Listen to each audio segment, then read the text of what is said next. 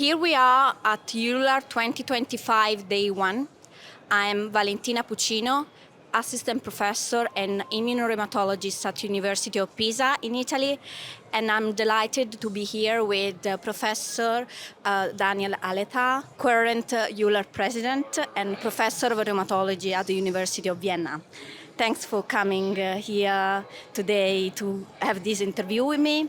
And I have a few questions about your just finished opening plenary session.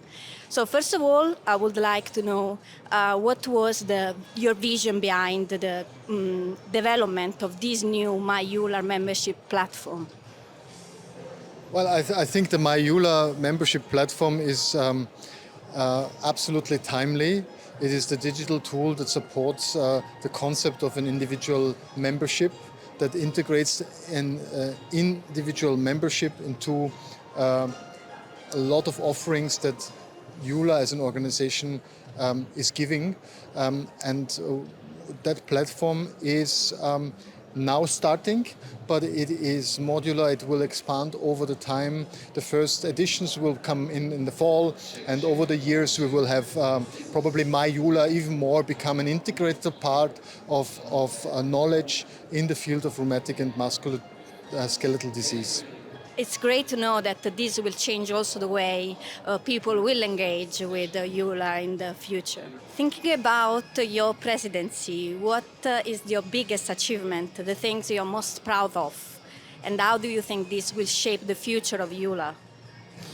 Well, I think the last 2 years were a very interesting journey for me, and we tried to bring a few new activities on the way, particularly in a changing global environment, looking beyond just sustainability, but also looking into how we can support the rheumatology community outside of Europe with, for example, the Global Equity Fund or exchange programs that help also people from other places of the world come into to EULAR Centers of Excellence to learn.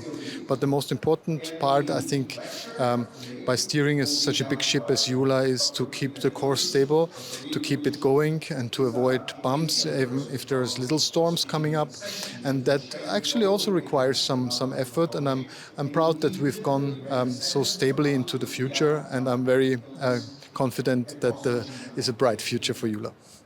That's very encouraging. And the last question is, thinking about your presidency, now we are at the end of your term, what's next? Have you thought how you are going to be engaged in the EULAR in the next years? I'm going to be engaged by the default another 2 years as past president, and of course be at service for any advice that is needed. For example, I'm there for my successor, the president-elect Xenofon Paraliakos. Not that he needs advice, but I will be there support for any future leadership as much as needed. I don't think looking at the people who are aligned to lead EULAR in the future, I'm very confident that not much advice is needed. So I'm very happy for EULAR on that. And my personal life will continue. Also my academic life will get a little bit more fresh air now again, as EULAR work is sometimes quite time consuming in this role. So maybe there's going to be a little shift again to some more research activity on my end. Thank you very much, Professor. Thank you for joining me for this interview. And thank you very much for everyone for listening, and see you around. Thank you.